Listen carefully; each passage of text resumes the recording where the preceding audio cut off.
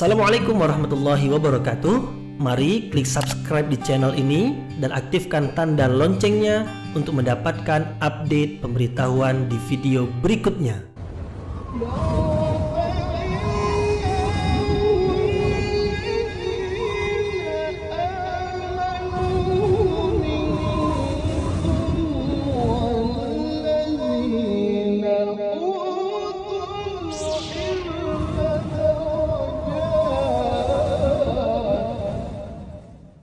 A'udzu billahi minasyaitonir rajim. Bismillahirrahmanirrahim. Assalamualaikum warahmatullahi wabarakatuh. Alhamdulillahirabbil alamin wa bihi nasta'inu ala umurid dunya waddin. Nasta'inuhu wa nastaghfiruh. Wa na'udzu billahi min syururi anfusina wa min sayyiati a'malina. Faman yahdihillahu fala mudilla lahu wa man yudlil fala hadiya lahu. Asyhadu an la ilaha illallah wahdahu la syarika lahu wa asyhadu anna Muhammadan abduhu wa rasuluhu la nabiyya ba'dah. Amma ba'd. Kita bersyukur kepada Allah Subhanahu wa taala yang masih melimpahkan rahmat dan nikmat-Nya. Kita bersyukur dengan mengucapkan alhamdulillahirabbil alamin. Tidak lupa pula bersalawat kepada Rasulullah sallallahu alaihi wasallam dengan mengucapkan Allahumma salli ala sayyidina Muhammad wa ala ali sayyidina Muhammad. Dan bersalam kepada Rasulullah dengan mengucapkan Assalamu alayka ya Rasulullah. Alhamdulillah kita dapat kembali meneruskan pengajian tafsir ayat-ayat suci Al-Quran yang insyaAllah kita akan teruskan kepada ayat yang ke-197 dari surah Al-Baqarah, yaitu masih lagi menerangkan tentang perkara yang berkaitan dengan haji. Ayat sebelum ini ayat yang berkaitan dengan haji, khususnya perintah dari sisi Allah Subhanahu wa taala supaya kita menunaikan ibadah haji apabila kita memiliki kemampuan untuk menunaikannya. Allah Subhanahu wa taala memerintahkan kita apabila menunaikan ibadah haji, maka menunaikannya dengan sempurna dan menunaikannya karena Allah Subhanahu wa taala. Kemudian apabila terhalang melakukannya, terhalang mungkin karena sakit atau mungkin karena perang, mungkin karena perkara-perkara yang lain yang mungkin membuat kita tidak mampu untuk meneruskan perjalanan, maka dibenarkan untuk tidak menyempurnakan ibadah haji, tetapi dengan syarat hewan sembelihan yang sudah kita bawa hendaklah kita sembelih. Kemudian kita bisa kembali dan kita akan berhaji lagi pada tahun-tahun yang akan datang.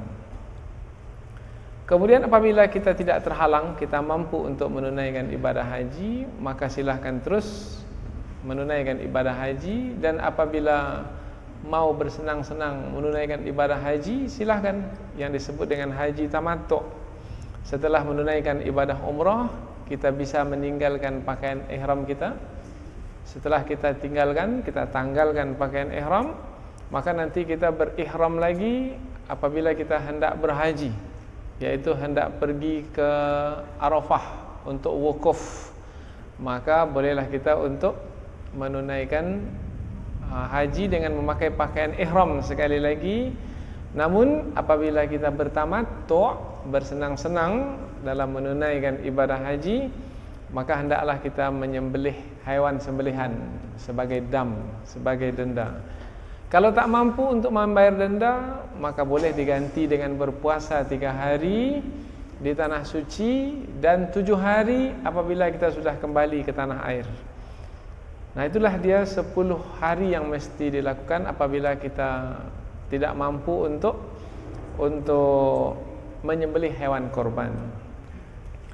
Di penghujung ayat Allah menyeru kita supaya bertakwa. Bertakwa yaitu dengan menjaga hukum yang telah Allah tetapkan dalam ibadah haji. Jangan sampai melanggar. Apabila melanggar, Allah telah menyediakan azab yang dahsyat bagi sesiapa yang melanggar hukum yang berkaitan dengan ibadah haji. Ini ayat yang lalu. Ayat berikutnya adalah ayat masih lagi tentang haji, tapi lebih khusus berkaitan dengan adab-adab semasa menunaikan ibadah haji. Apa adab yang mesti kita pelihara, yang mesti kita jaga? Ada 3 adab. Inilah yang diterangkan di dalam ayat yang akan kita bahas ini. Jadi ayat ini masih lagi berkaitan dengan ibadah haji, maka nampaklah kesesuaian atau urutan yang sangat rapi atau keterkaitan yang sangat rapat antara ayat ini dengan ayat yang sebelum ini. Allah Subhanahu wa taala berfirman, A'udzubillahi minasyaitonirrajim. Bismillahirrahmanirrahim. Al-hajju ashhurum ma'lumat. Faman farada fihinna al-hajj fala rafath wala fusuq wala jidal fil hajj. Fala rafatha wala fusuqa wala jidala fil hajj. Wa ma taf'alu min khairin ya'lamuhu Allah wa tazawwadu fa inna khairaz zadit taqwa wattaquni ya ulil bab. Allah berfirman, al-hajju, haji itu, ibadah haji itu, ashhurum ma'lumat, waktunya, waktu dalam menunaikannya adalah beberapa bulan yang telah diketahui. Bulan tersebut nanti kita akan bahas, bulan Syawal, bulan Dzulqa'dah dan bulan Dzulhijjah. Faman farada fihinnal hajj, maka sesiapa yang telah menetapkan pada bulan-bulan tersebut untuk menunaikan ibadah haji, telah menetapkan bermakna telah berazam dan bersengaja dengan memakai pakaian ihram dan sudah berangkat pergi haji, maka apabila telah menunaikan ibadah haji tersebut, fala rafatha, mala tidak boleh, maka tidak boleh dia melakukan rafas, wala fusuqa, dan tidak pula boleh melakukan kefasikan, wala jidala fil hajj, dan tidak boleh pula dia melakukan perbantahan atau membantah di dalam menunaikan ibadah haji, selama menunaikan ibadah haji. Wa ma taf'alu min khair, dan apa saja yang kamu lakukan berupa perkara yang baik, ya'lamuhu Allah, niscaya Allah mengetahuinya. Wa tazawwadu, dan berbekallah kamu, fa inna khairaz zadit taqwa, maka sesungguhnya sebaik-baik bekal adalah takwa. Wattaquni, dan bertakwalah kepadaku, ya ulil albab, wahai orang-orang yang memiliki pemahaman yang mendalam. Kita ulang sekali lagi ayat ini dari awalnya. Ibadah haji itu ditetapkan di dalam beberapa bulan yang telah diketahui. Maka sesiapa yang telah menetapkan untuk menunaikan ibadah haji dalam bulan-bulan tersebut, maka tidak boleh ia melakukan rafas, melakukan kefasikan dan berbantah-bantah selama menunaikan ibadah haji. Dan apa saja yang kamu lakukan dari perkara yang baik, niscaya Allah Subhanahu wa taala mengetahuinya. Dan berbekallah, maka sesungguhnya sebaik-baik bekal adalah takwa. Dan bertakwalah kepadaku, wahai orang-orang yang memiliki pemahaman yang mendalam. Inilah ayat yang kita bahas, yaitu ayat yang berkaitan dengan adab-adab semasa menunaikan ibadah haji, yaitu tidak boleh melakukan rafas, tidak boleh melakukan kefasikan, dan tidak pula boleh berbantah-bantahan. Apabila melakukannya, maka nanti ibadah hajinya menjadi sia-sia kemudian boleh jadi ibadah hajinya menjadi batal dan tidak diterima, maka rugilah dia. Apa yang dia dapat dari ibadah hajinya hanyalah capek, penat, dan ia tidak akan mendapatkan pahala kebaikan dari ibadah haji yang ia lakukan. Uang habis, tenaga habis, waktu pun habis, dan ia tidak mendapatkan apa-apa. Kemudian juga diisyaratkan dalam ayat ini bahwasanya ada dua perjalanan, yaitu perjalanan haji, badan kita pergi ke tanah suci, kemudian kita menunaikan ibadah-ibadah, maka kita perlu bekal dalam perjalanan badan yang kita bawa ini. Dan satu lagi adalah perjalanan kerohanian. Nah, perjalanan kerohanian ini perlu bekal juga. Nah, di dalam ayat ini diisyaratkan bekal bagi perjalanan rohani adalah takwa. Dan itulah sebaik-baik bekal berbanding dengan bekal badan. Bekal badan adalah makanan, minuman, pakaian, dan apa-apa saja yang kita perlukan ketika kita berada di tanah suci. Nah, ayat ini memberikan isyarat bahwasanya kita memiliki dua perjalanan, dan ini akan menjadi tumpuan pembahasan kita pula nanti ketika kita menafsirkan ayat ini.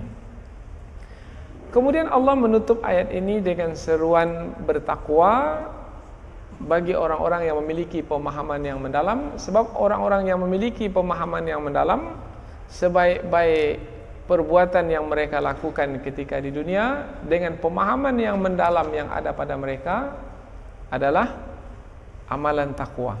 Karena amalan takwa ini adalah amalan yang kekal, yang sifatnya abadi. Bukan hanya diterima balasan kebaikannya di dunia saja, tetapi juga akan diterima balasan kebaikannya di akhirat nanti. Dan hidup kita bukan hanya terhenti dengan kehidupan di dunia ini saja, tetapi kehidupan kita akan terus berlanjut sampai ke hari akhirat yang tidak ada penghujung dan kesudahannya. Inilah ringkasan dari ayat yang akan kita bahas dalam kesempatan ini, insyaAllah. Kita akan teruskan ke tafsir yang lebih terperinci, penjelasan yang lebih terperinci dari ayat ini. Ayat ini dimulai dengan perkataan Al-Hajju Ashhurum Ma'lumat. Haji itu, yang dimasukkan dengan haji itu adalah ibadah haji itu, atau lebih khusus pengerjaan atau pelaksanaan ibadah haji itu adalah pada waktu yang telah ditentukan oleh Allah. Yaitu kapan waktunya? Ashhurum ma'lumat, beberapa bulan yang telah diketahui. Tak disebutkan di sini bulannya bulan apa. Dalam tafsir disebutkan bulan Syawal, bulan Zulqa'dah, bulan Zulhijjah. Mengapa tak disebutkan di sini nama-nama bulan tersebut? Karena bulan-bulan tersebut sudah diketahui. Mengapa telah diketahui? Sebab ibadah haji ini ibadah yang turun-temurun. Semua bangsa Arab mengetahui tentang waktu-waktu ibadah haji. Bulan-bulan apa saja ibadah haji tersebut. Karena ibadah haji ini bukan dimulai dari Rasulullah, tidak.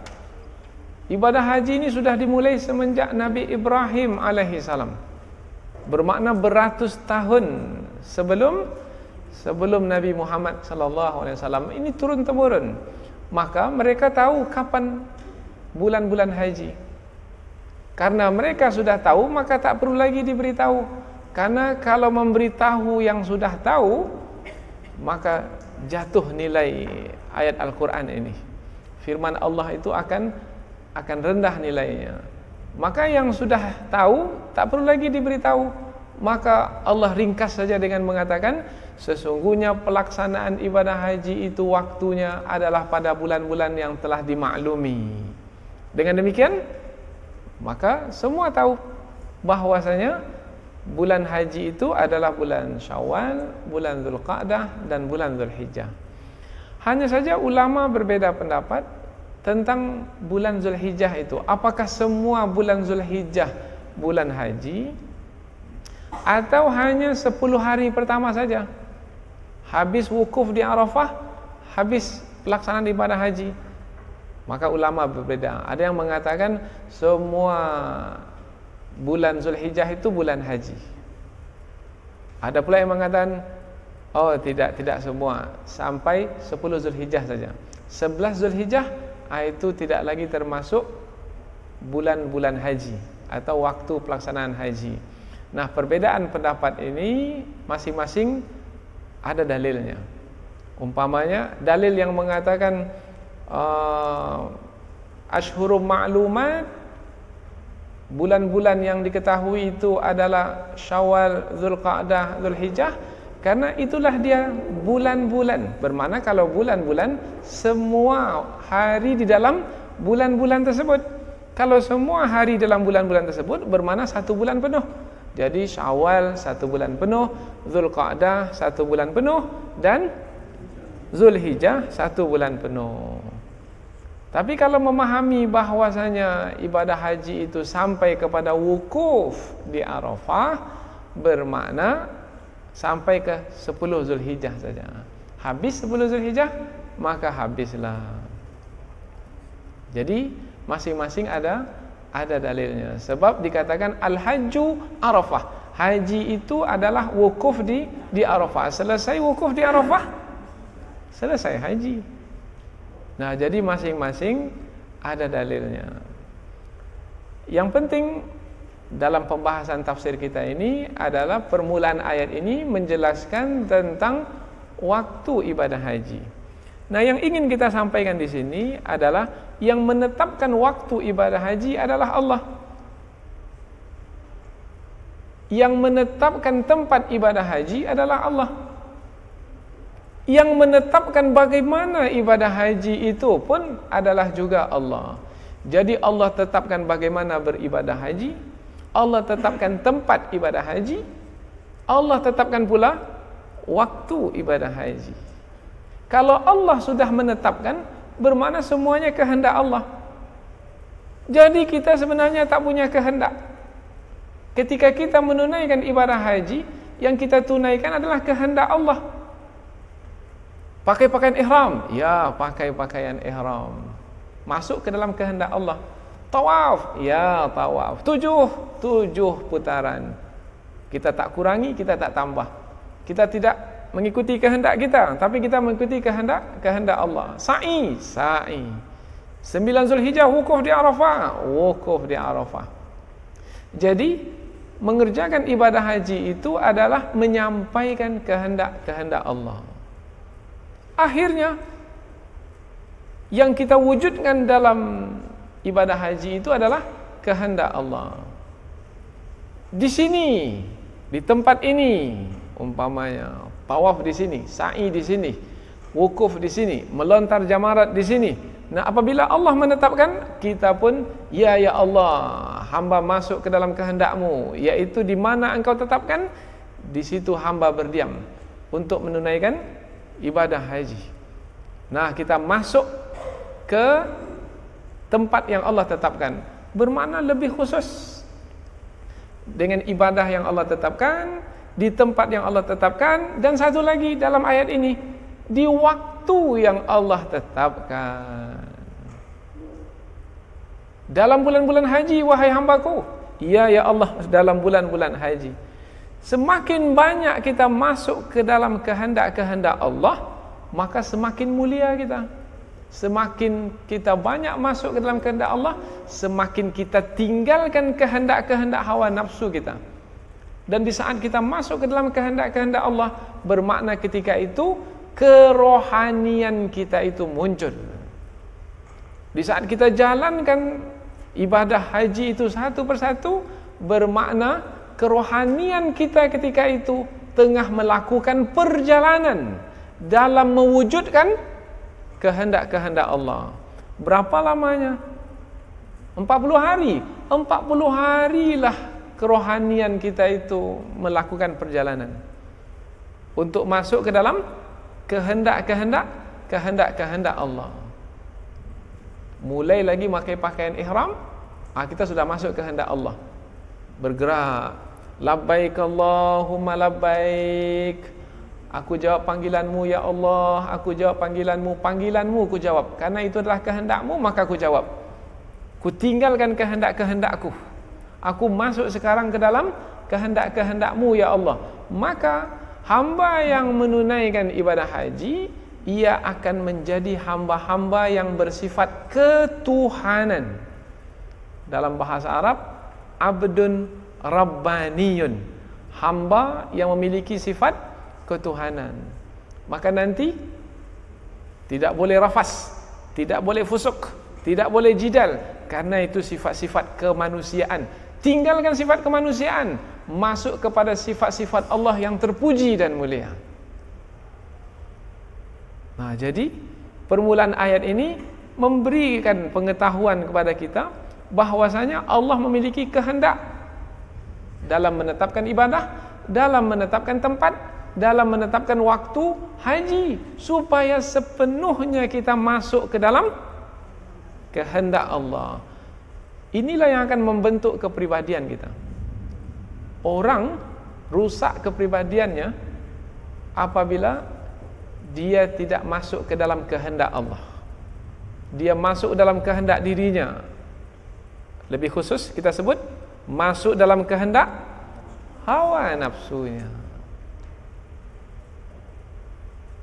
Berikutnya lagi, al-hajju ashhurum ma'lumat, faman farada fihinnal hajj fala rafatha wala fusuqa wala jidala fil hajj.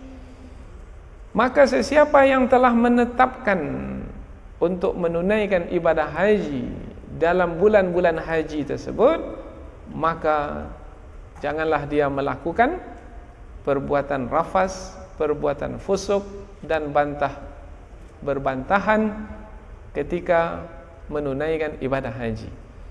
Faman farada, sesiapa yang menetapkan. Kata farada di sini diterjemahkan menetapkan, atau sesiapa yang sudah melakukan, memulai ibadah haji, umpamanya dengan memakai pakaian ihram.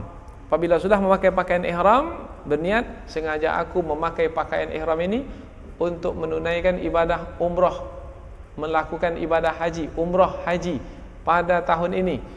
Apabila dia sudah menetapkan niat seperti itu dan sudah memakai pakaian ihram, bermakna dia telah farada fihinnal hajj, bermakna dia sudah masuk ke dalam penunaian ibadah haji. Apabila sudah masuk, maka ada adab-adab yang mesti dijaga. Apa adabnya? Ada 3 adab. Ketiga-tiganya pelarangan, yaitu jangan melakukan rafas, jangan melakukan kefasikan, jangan melakukan perbantahan. Apa beda 3 perkara ini? Kita bahas lebih lanjut. Fala rafas, jangan melakukan rafas. Kata rafas, ulama tafsir memberikan maknanya yaitu perhubungan antara suami istri. Rafas. Dari mana kita tahu kata rafas itu adalah perhubungan suami istri? Dari ayat yang sebelum ini. Uhilla lakum lailatas siyamir rafas. Uhilla lakum lailatas siyamir rafathu ila nisaikum. Pada malam bulan puasa itu dihalalkan bagimu untuk rafas dengan istri-istrimu. Apa maksud rafas di situ? Berhubungan. Siang hari dilarang berhubungan, tapi kalau malam hari dari malam-malam Ramadan dibolehkan. Maka melalui ayat tersebut ulama pun memberikan pendapat bahwasanya yang dimasukkan rafas di sini adalah berhubungan dengan istri atau dengan suami, perhubungan suami istri. Maka apabila sudah memakai pakaian ihram, sudah tidak dibenar lagi untuk berhubungan suami istri. Tapi ada lagi pendapat yang kedua. Pendapat yang kedua ini menambah lagi. Bukan hanya berhubungan badan, tetapi apa saja yang bisa membawa kepada berhubungan badan pun dilarang. Apabila memakai pakaian ihram semasa menunaikan ibadah haji, apa saja yang bisa membawa kepada berhubungan badan? Apa yang bisa membawa kepada berhubungan badan? Mungkin berbicara, pembicaraan yang bisa membawa kepada perhubungan badan. Belum lagi berhubungan badan, masih berbicara. Umpamanya mengatakan perkataan yang lemah lembut, gemulai, penuh godaan, rangsangan, kata-kata yang bisa membangkitkan gairah, nafsu, syahwat, maka perbuatan yang seperti itu pun juga dilarang. Ini penjelasan kedua. Jadi bukan hanya berhubungan badan saja dilarang, apa-apa saja yang bisa membawa kepada berhubungan badan pun dilarang. Kalau dibuat juga mencemari ibadah haji, menghilangkan kebaikan yang ada dalam ibadah haji. Maka mesti jaga. Bahkan ada lagi yang lebih hebat dari itu. Menafsirkan, ini tafsiran yang kedua. Apa-apa yang membawa kepada berhubungan badan, mungkin mata melihat untuk tujuan nafsu syahwat, mungkin telinga mendengar untuk tujuan nafsu syahwat, maka yang itu pun juga dilarang. Bukan hanya berkata-kata, tapi juga memandang juga, mendengar juga. Maka yang ini lebih berat lagi. Karena dikatakan al-ainu, mata itu juga melakukan rafas, telinga itu juga melakukan rafas, yaitu mata yang rafas, telinga yang rafas, yaitu mata telinga yang apabila digunakan bisa membawa kepada perhubungan badan. Nah, itu adalah dilarang di dalam atau selama menunaikan ibadah haji. Berapa lamanya memakai pakaian ihram, maka selama itu pula dilarang. Kalau melakukan rafas bagaimana? Kalau melakukan perhubungan badan bagaimana? Kalaulah sempat melakukan perhubungan badan padahal dilarang, maka hajinya batal. Haji batal, kemudian hajinya itu tidak diterima, kemudian dia mesti berhaji lagi pada tahun-tahun yang akan datang. Nah, itu pembahasan hukum di situ. Baik, kita teruskan lagi. Wala fusuqa, dan tidak pula melakukan kefasikan. Apa pula makna kefasikan? Kalau rafas tadi kaitannya dengan perhubungan badan, kalau kefasikan ini kaitannya dengan perbuatan yang melanggar, kemaksiatan. Umpamanya, apa yang dilarang ketika memakai pakaian ihram? Umpamanya memotong dahan. Dipotong dahan bermakna melakukan kefasikan. Apalagi yang dilarang? Umpamanya yang dilarang yang dilarang adalah mencaci orang lain, menghina orang lain, mengolok orang-orang lain. Inilah kemaksiatan. Di waktu yang biasa pun juga dilarang. Bukan hanya di waktu ihram saja dilarang, di waktu-waktu biasa pun dilarang. Nah, apabila dilakukan juga pada waktu kita menunaikan ibadah haji, maka pelarangan itu menjadi lebih keras dan dia bisa mencemari, menodai ibadah haji kita, bisa menghilangkan pahala ibadah haji. Kalau tadi perhubungan badan, kalau kita tidak memakai pakaian ihram di hari biasa, kita boleh melakukannya dengan suami, dengan istri kita. Tetapi tidak boleh ketika menunaikan ibadah haji. Tapi kalau kefasikan, baik itu di waktu kita menunaikan ibadah haji ataupun di waktu biasa, dia dilarang. Nah, itu bedanya antara rafas dengan fusuk. Maka dalam hadis Nabi dikatakan sibabul muslimi fusuqun, fusuq, wa qitaluhu kufrun. Mencela, menghina orang Islam yang lainnya, Muslim yang lainnya, itu adalah satu kefasikan. Umpamanya ini, ketika berada di tanah suci, nampak orang dari Afrika hitam sekali, kulitnya semua hitam. Kemudian dia ketawa, nampak giginya putih. Kemudian kita mengatakan, duh, hitamnya orang nih. Maka itu adalah kefasikan. Apalagi umpamanya kita tengok ada orang yang gemuk sekali, besar umpamanya, gemuknya orang itu, tetapi dia tujuannya menghina, maka itu adalah kefasikan. Dia mengurangkan kebaikan dari ibadah haji yang kita lakukan. Apalagi yang lain, apa saja yang niatnya menghina, mencemooh, mengolok-olok, itu adalah kefasikan. Karena itu dilarang. Di musim haji dilarang, di luar haji, di hari-hari biasa pun juga dilarang. Dan itu adalah kefasikan. Ada yang membedakan. Kefasikan ini berkaitan dengan perbuatan. Dan rafas itu berkaitan dengan perkataan-perkataan. Ada yang membedakan demikian. Perkataan-perkataan yang membawa kepada perhubungan badan. Sementara kefasikan ini kaitannya dengan perbuatan yang dilakukan, kata yang diucapkan atau perbuatan. Umpamanya perbuatan kita yang tidak senonoh, tidak terpuji, yang berupa pelanggaran, maka jelas seperti tadi mematahkan dahan, kemudian membunuh binatang. Ini semua adalah yang dilarang ketika menunaikan ibadah haji, khususnya ketika kita memakai pakaian ihram.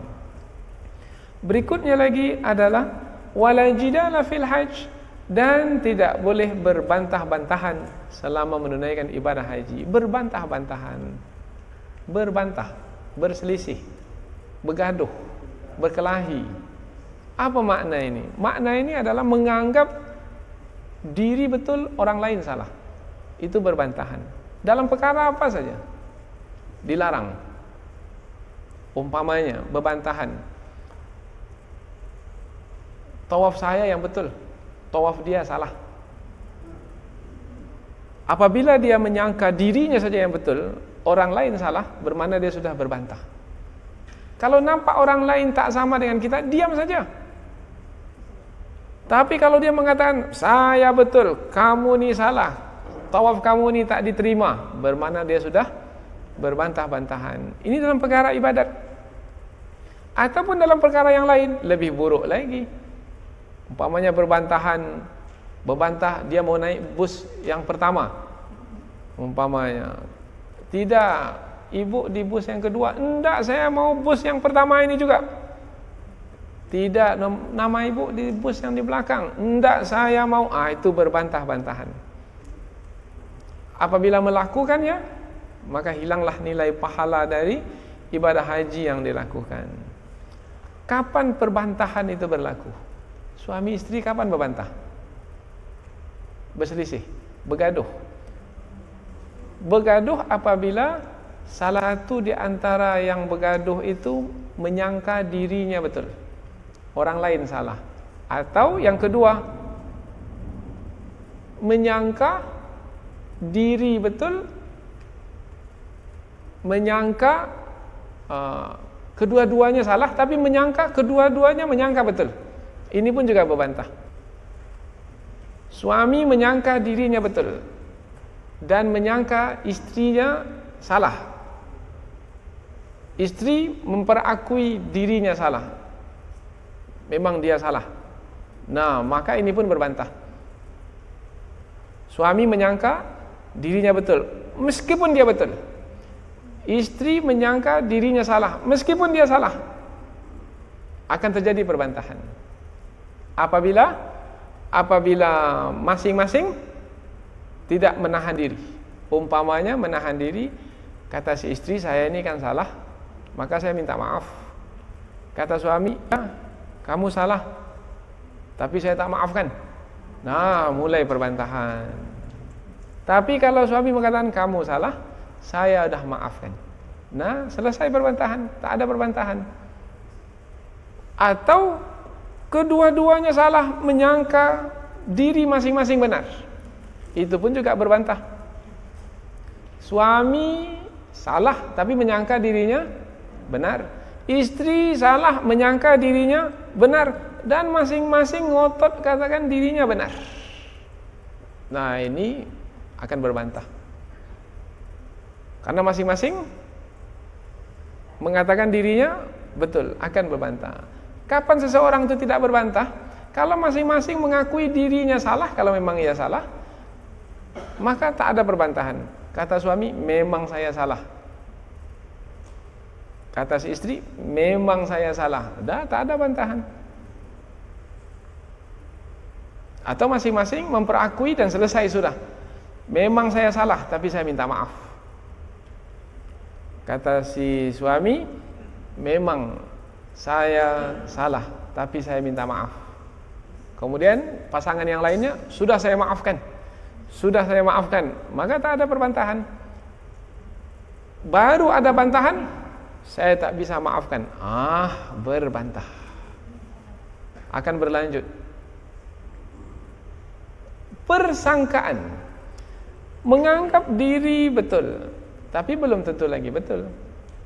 Karena betul tidaknya diri kita baru kita ketahui kalau kita punya ilmu yang cukup. Dan satu lagi, punya ilmu yang cukup dan Allah memberitahukan bahwasanya memang kita adalah betul. Tapi siapa di antara kita ini yang diberitahu oleh Allah bahwasanya dirinya betul? Tak ada. Maka yang membuat manusia berbantahan itu adalah persangkaan yang ada pada diri dan membawa persangkaan itu kepada satu keyakinan. Muka mulai berbantahan. Berbantahan antara mazhab Syafi'i dengan mazhab Hambali. Kata yang bermazhab Syafi'i, kami betul. Kata yang bermazhab Hambali, kami betul. Masing-masing punya dalil. Mana yang betul? Kalau menyangka diri betul dan yang lain salah, padahal belum tentu lagi kita betul. Baru tahu kita betul kalau ilmu kita sempurna, satu. Dan siapa di antara kita yang ilmunya sempurna? Dan yang kedua, baru tahu kita pasti betul kalau Allah memberitahu, kamu wahai yang bermazhab Syafi'i adalah betul. Tapi siapa di antara kita yang diberitahu oleh Allah? Tidak ada. Nah, apabila tidak ada, maka jangan perturutkan persangkaan sehingga menetapkan persangkaan menjadi satu keyakinan. Itu bisa membawa kepada perbantahan. Maka ketika Allah melarang perbantahan dalam ibadah haji, bermakna Allah melarang jangan perturutkan persangkaan. Jangan perturutkan persangkaan, karena persangkaan bisa membawa kepada perbantahan. Selanjutnya lagi, perbantahan disebabkan karena persangkaan ini tidak layak dalam ibadah haji. Karena persangkaan itu datangnya dari hawa nafsu manusia. Imam Ar-Razi dalam tafsir beliau menyebutkan pada diri manusia itu ada 4 unsur. 3 dari unsur tersebut mesti dipinggirkan. 1 dari unsur yang ada pada manusia itu yang mesti dimunculkan supaya ibadah hajinya menjadi sempurna. Supaya ibadah hajinya itu ada kebaikan di dalamnya sehingga bisa mendapat pahala. 4 unsur yang ada pada manusia. Yang pertama adalah unsur syahwaniyah, syahwat. Yang kedua adalah unsur ghadabiyah, marah. Dan yang ketiga adalah unsur persangkaan. Dan yang keempat adalah unsur pengetahuan, akal. Yang pertama, pada diri manusia, setiap kita ini pasti ada 4 unsur ini. Unsur syahwaniyah, unsur syahwat. Unsur syahwat ini kaitan dengan perhubungan. Kalau sudah dewasa, dah balik, pasti ada keinginan kepada lawan jenis. Itu syahwaniyah. Ini juga ada pada haiwan, pada binatang. Yang betina suka kepada yang jantan suka kepada betina. Pada waktu ibadah haji, unsur syahwaniyah ini mesti dipinggirkan. Maka fala rafas, tidak boleh melakukan rafas. Unsur pertama mesti dipinggirkan. Unsur yang kedua, ghadab, marah. Ini ada pada binatang buas. Tengok binatang buas, karena merasa dirinya kuat, maka dia akan marah. Kemudian dia akan melakukan pelanggaran. Orang yang lemah diterkamnya, seperti singa, harimau, buas. Ini ghadabiyah, marah. Masuk saja ke dalam kawasannya, maka dia pun akan marah. ghadabiyah. Begitu juga pada manusia juga ada kata marah itu. Karena dia mungkin ketua, mungkin kedudukannya tinggi, mungkin dia orang berada, mungkin dia bangsawan, ini bisa menjadi pemicu kepada marah. Maka dilarang, jangan melakukan kefasikan yang bisa membawa kepada pelanggaran.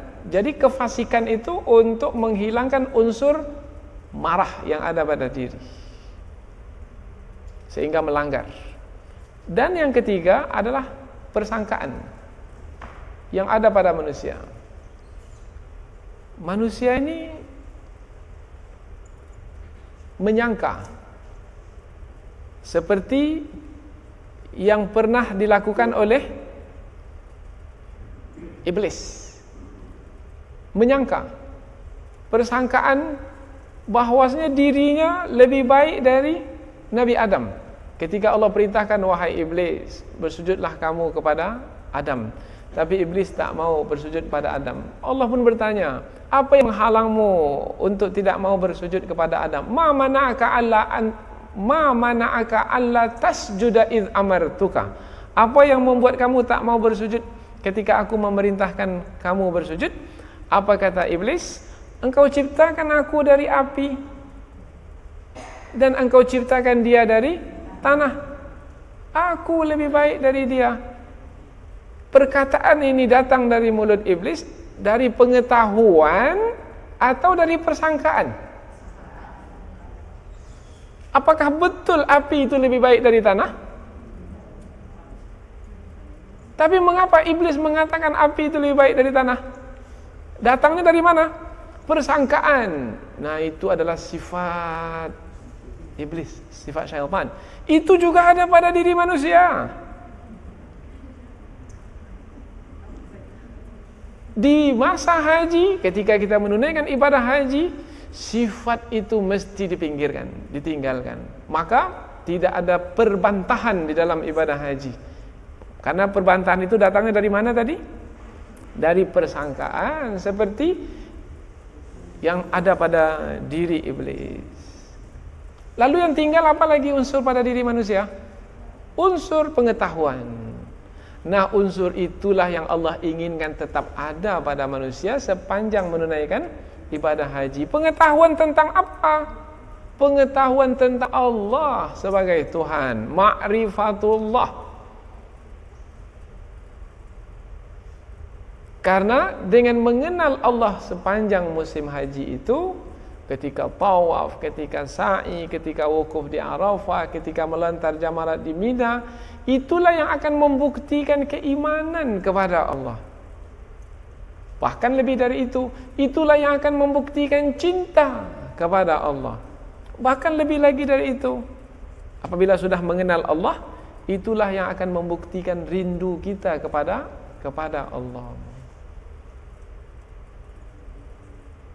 Karena semua ibadah yang kita lakukan, tawaf, sa'i, wukuf di Arafah, melontar jamarat, semua yang kita lakukan akan dibalas oleh Allah. Karena ayat berikutnya nanti disebutkan, wa ma taf'alu min khairi ya'lamuhu Allah. Apa saja perbuatan baik yang kamu lakukan, Allah mengetahui. Allah mengetahui untuk apa?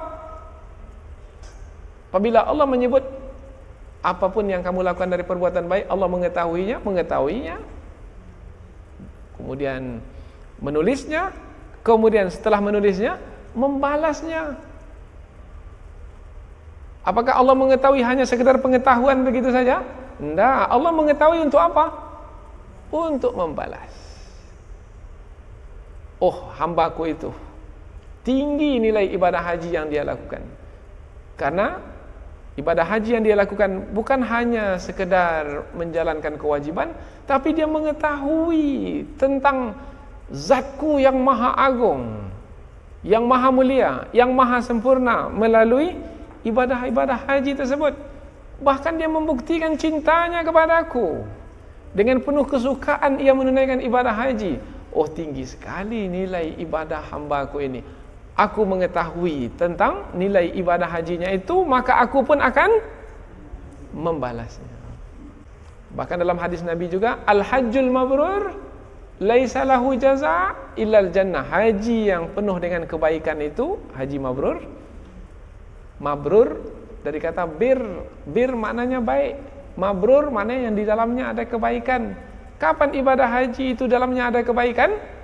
Kalau ketika menunaikan ibadah haji itu tidak ada rafas, tidak ada kefasikan, tidak ada perbantahan, tapi dengan pengetahuan tentang Allah yang Maha Agung, dengan kecintaan, dengan keikhlasan, dengan kesukaan menunaikan ibadah haji, tak sedikit pun terasa berat, maka haji yang seperti itu disebut haji mabrur. Dia akan merubah sikap, merubah tingkah laku, membentuk kepribadian. Haji yang seperti itu, haji yang akan memisahkan keadaan yang lama dengan keadaan yang baru nanti apabila pulang dari tanah suci. Haji seperti itu tidak ada balasannya kecuali syurga.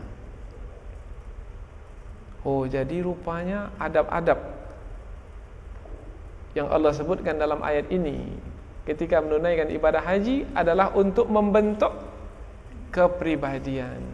Maka kalau sudah bergelar haji, kalau sudah bergelar hajah, wah itu sudah punya akhlak mulia. Tapi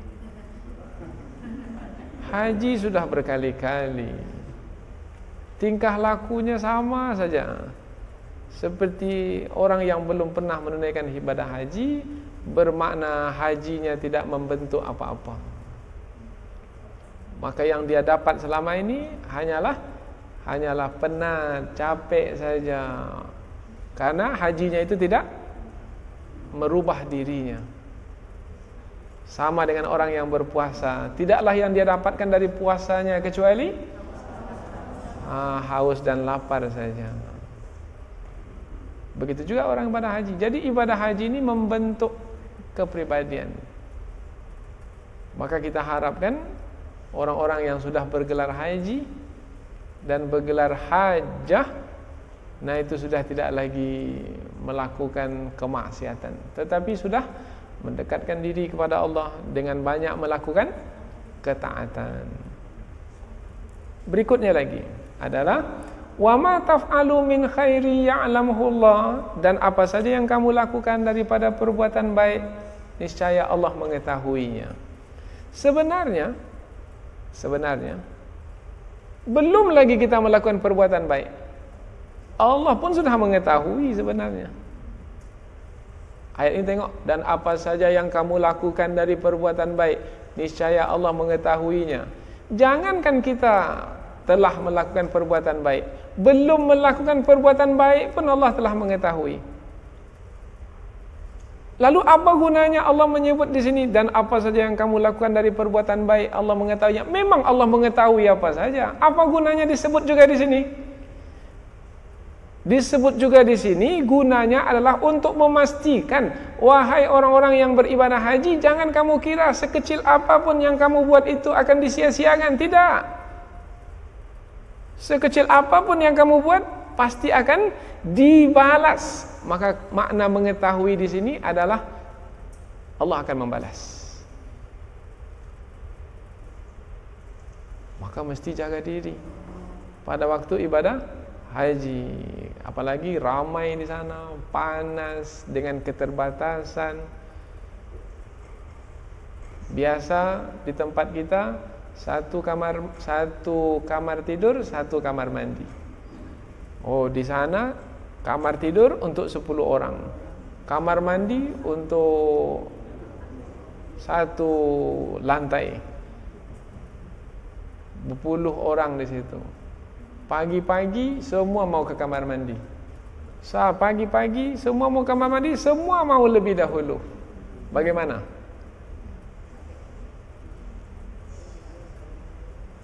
Pasti ada yang berbantah-bantah, kena merasa saya lebih dulu. Kata yang satu, karena dia mau menang. Akhirnya bisa saja mencemari ibadah hajinya. Apalagi ketika tawaf, ramai sekali. Kita orang Asia ini kecil-kecil, orang Arab besar-besar, orang Iran besar-besar, orang Turki besar-besar, Kemudian mereka apabila tawaf bukan sendiri-sendiri, mereka ramai-ramai dan mereka pegang tangan satu dengan yang lainnya. Kalau mereka sudah bergerak, laju sekali, didorongnya kita ke depan sampai kita terjatuh. Bagaimana? Marah?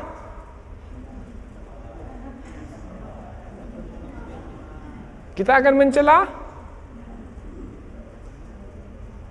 Ujian. Maka ketika itu fala rafasa wala fusuqa wala jidala fil hajj, jaga adab ketika menunaikan ibadah haji. Jangan paksakan diri. Ada di antara kita yang memaksakan diri karena mau juga mencium Hajarul Aswad. Badan saya besar, kuat, saya coba untuk cium Hajarul Aswad. Kemudian ditolaklah orang ke kiri, ke kanan, ke kiri, ke kanan, supaya dia bisa terus maju ke depan. Oh, hati-hati, bermakna telah melakukan kefasikan, pelanggaran. Mana boleh kita melukakan orang, menolak orang, bahkan sampai orang jatuh karena kita. Itu adalah kefasikan.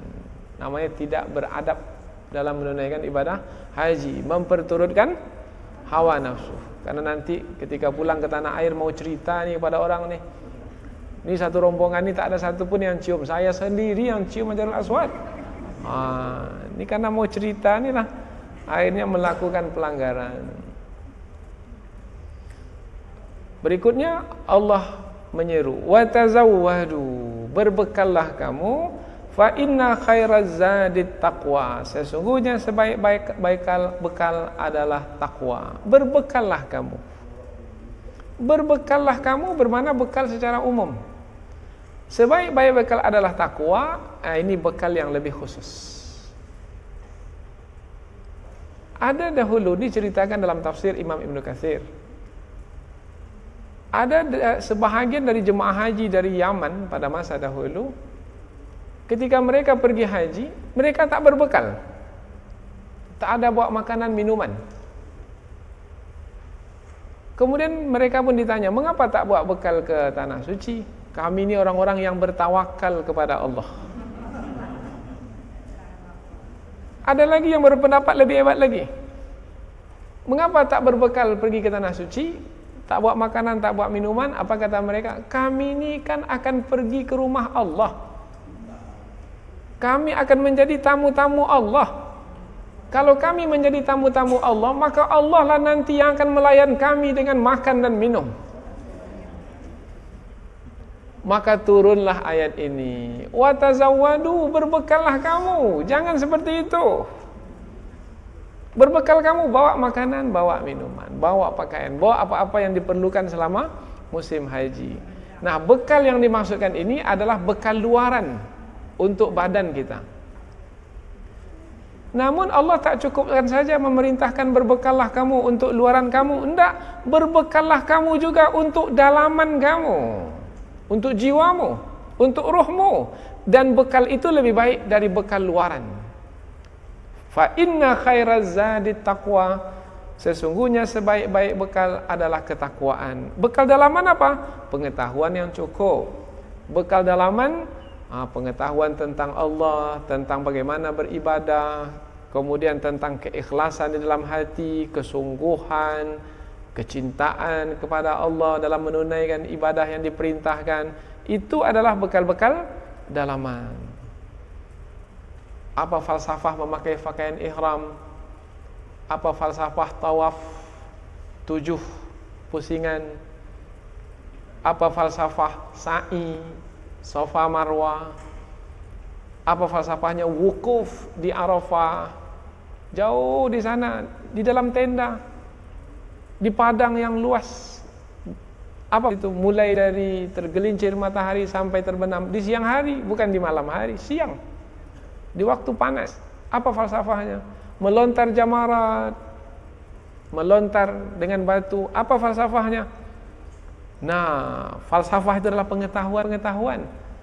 Nah, itulah pengetahuan yang bisa memberikan bekal kepada jiwa, dan bekal itu adalah yang lebih baik. Berbekallah kamu, sebaik-baik bekal adalah ketakwaan, bekal dalaman.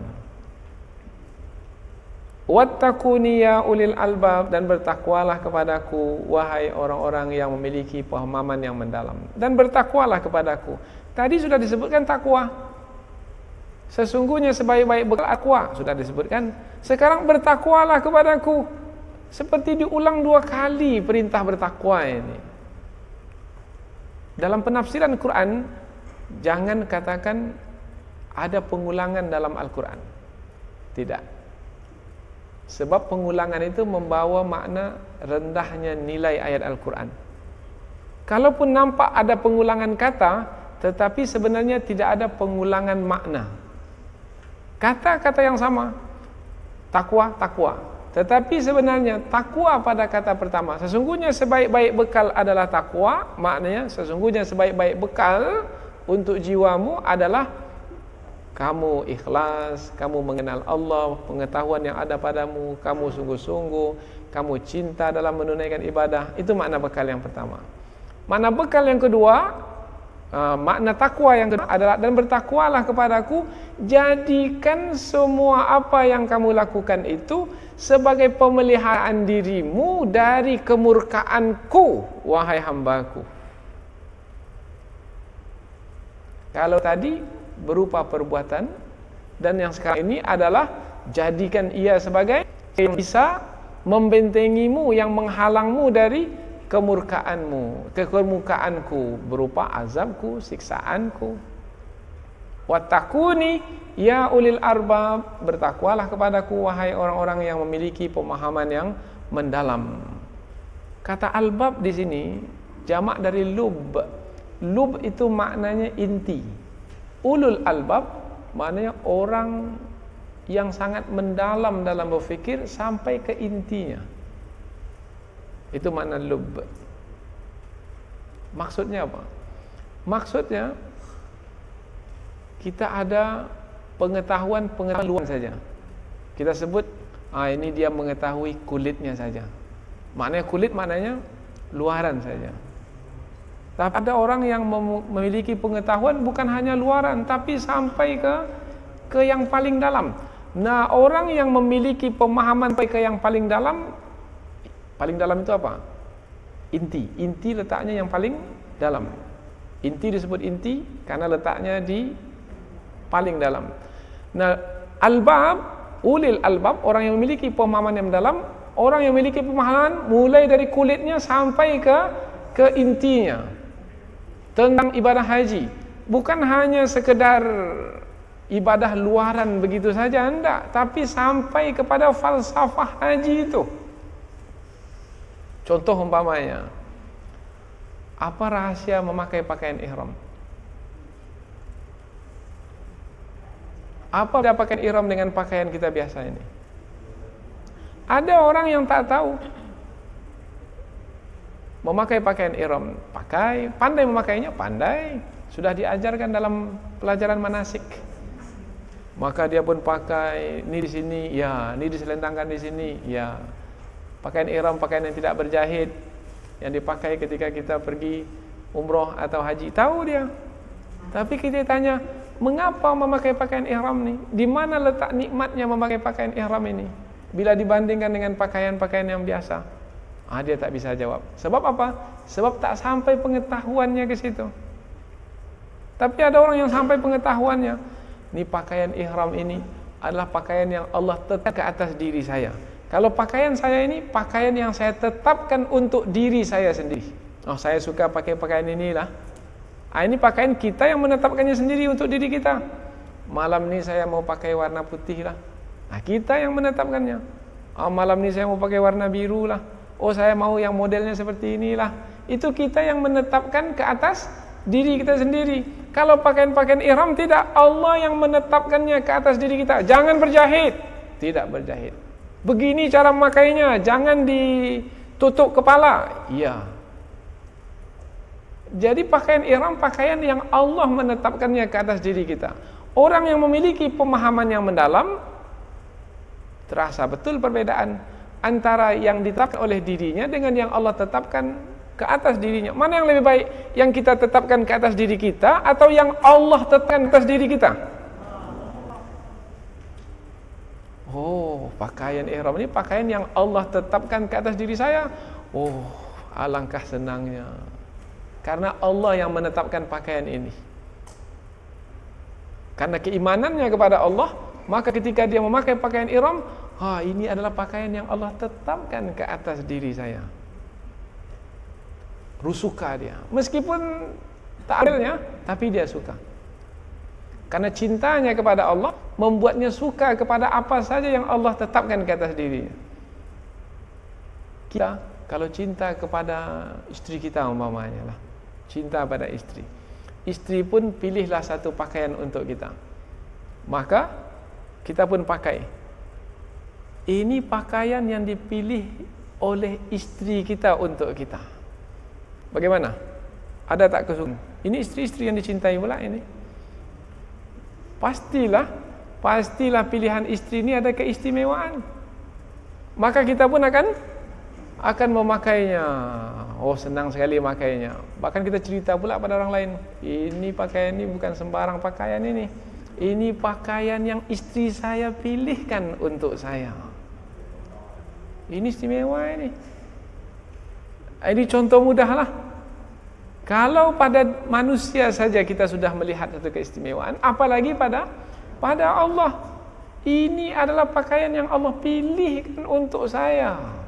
Maka menjadi bangga, menjadi suka, menjadi senang memakai pakaian ihram. Pemahaman yang seperti ini hanya dimiliki oleh orang yang memiliki pemahaman yang mendalam. Maka Allah ingatkan, ya ulil albab.